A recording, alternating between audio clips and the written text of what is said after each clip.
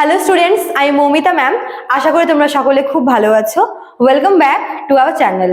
আজকে আমি তোমাদের সেকেন্ড সেমিস্টার মেজর ইংলিশ থেকে তোমাদের পেপার 3 এর একটি ইম্পর্টেন্ট টপিক, যেটা হচ্ছে ভাবা থিওরি, তার উপরে ক্লাস নেব।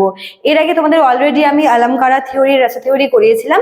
আজকে আমি তোমাদের হচ্ছে করাবো ভাবা থিওরি। ঠিক আছে, রাসা আর ভাবার মধ্যে মানে কিছুটা আমরা সিমিলারিটি পাবো, কিন্তু ডিফারেন্সটাও আছে, তো সেটা আমি ক্লাস করানোর সময় বলবো।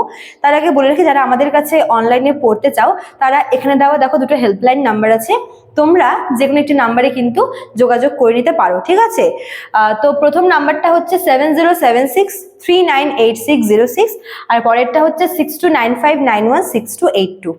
চলো দেরি না করে শুরু করে দিই আজকের ক্লাসটা। দেখো, রাসা থিওরি হচ্ছে, রাসা বলতে যেটা যে ইমোশনটাকে বোঝাতে, যেরকম হাসি, কান্না। আর ভাবা থিওরি হচ্ছে সেই ইমোশনটারই বহিঃপ্রকাশ। ঠিক আছে, তো ভাবা থিওরিটা হচ্ছে মানে এটা যদি আমরা এটা ডেফিনেশনটা বলি, তো ভাবা বলতে যেটাকে বোঝায়, মানে ভাব রস যেটাকে বোঝায়।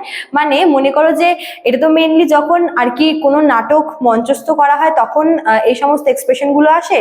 তো এই ভাবা থিওরির মাধ্যমে মানে দর্শক যে জিনিসটা আর কি পারফর্ম করতে চাইছে সেটা আর কি বোঝায়, এবং দর্শক আর কি দেখে, আর যে পারফর্মার সে হচ্ছে তার যে ভেতরের যে ফিলিংসটা বলো বা ইমোশনটা বলো সেটাকে আর কি বোঝায়।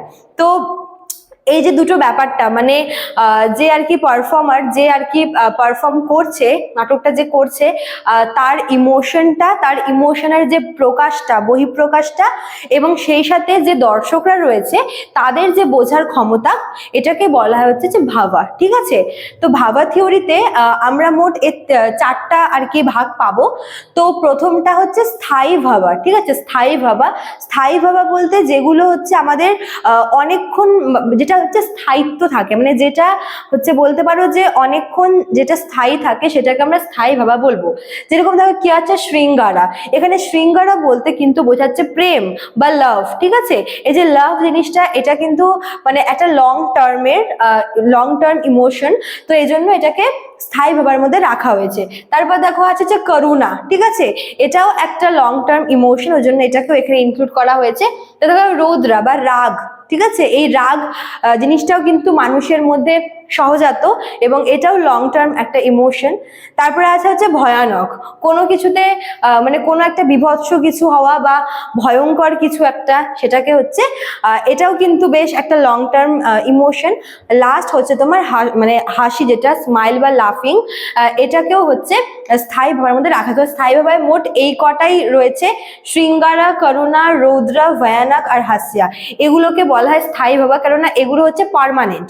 ঠিক আছে, বাকি সব ইমোশন গুলা সবার মধ্যে সব থাকে না, কিন্তু এই যে কয়টা ইমোশন এখানে বললাম, এই যে লাভ বলো, করুণা করা, রাগ করা, রেগে মনে করো যে ভয়ঙ্কর কিছু করে ফেলা, হাসি, এই সব কিছু কিন্তু মানুষের পার্মানেন্ট ইমোশন, ওই জন্য এগুলোকে এই স্থায়ী ভাবার মধ্যে রাখা হয়েছে।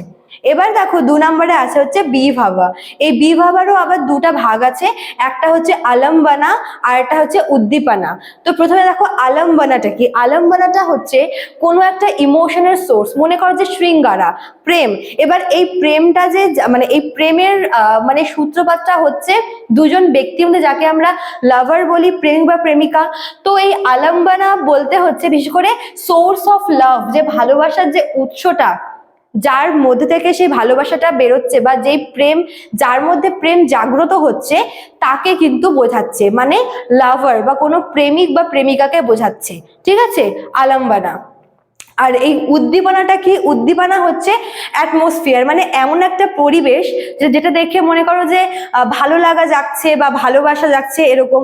যেরকম অনেকে থাকে যে চাঁদের আলোতে হচ্ছে একটা অন্য রকমের আবেগ কাজ করে মনের মধ্যে। ঠিক আছে, তো এখানে এটাকে বলা হয় যে অ্যাটমসফিয়ার দেখে, পরিবেশ দেখে যখন কোনো একটা ফিলিংস জাগ্রত হচ্ছে, তখন তাকে আমরা বলবো হচ্ছে উদ্দীপনা। ঠিক আছে, উদ্দীপনা বিভাবা। আচ্ছা, তারপর দেখো 3 নম্বরে আছে হচ্ছে অনুভবা। অনুভবাটা কি? যে জিনিসগুলো হচ্ছে কোনো একটা ইমোশনের বহিঃপ্রকাশ। মনে করো যে আমাদের কোনো একটা কিছু থেকে আর কি আমরা মজা পেলাম, তো আমরা হাসবো।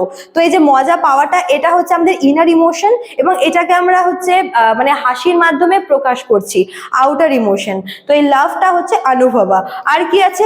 টিয়ার্স। মনে করো কিছু দেখে আমরা ভীষণ দুঃখ পেলাম, আমরা হার্ট হলাম।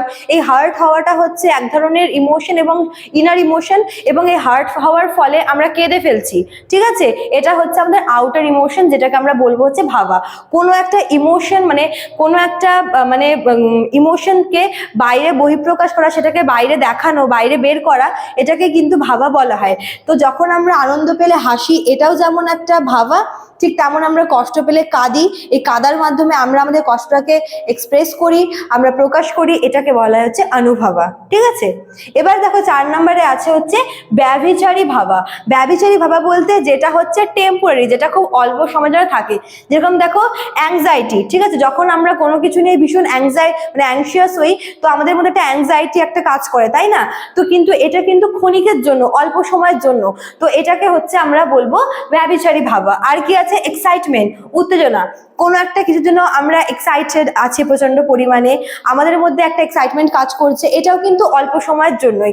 তো যেগুলো হচ্ছে অল্প সময়ের জন্য, ক্ষণিক সময়ের জন্য, সে ধরনের ইমোশনকে আমরা বলবো হচ্ছে ব্যভিচারী ভাবা, ঠিক আছে? তো এই 4 রকমের মোট ভাবা থিওরি আছে। তো এই রাসা আর ভাবার মধ্যেও কিন্তু একটা সম্পর্ক রয়েছে, তো যেটা আমরা পরের দিনের ক্লাসে জানবো। আগের দিন তোমাদের রাসা থিওরি করিয়েছিলাম, আজকে তোমাদের ভাবা থিওরি করালাম।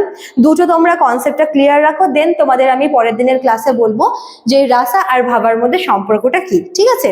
চলো তাহলে আজকে এতটুকুই থাকলো, দেখা হচ্ছে নেক্সট ক্লাসে। Thank you.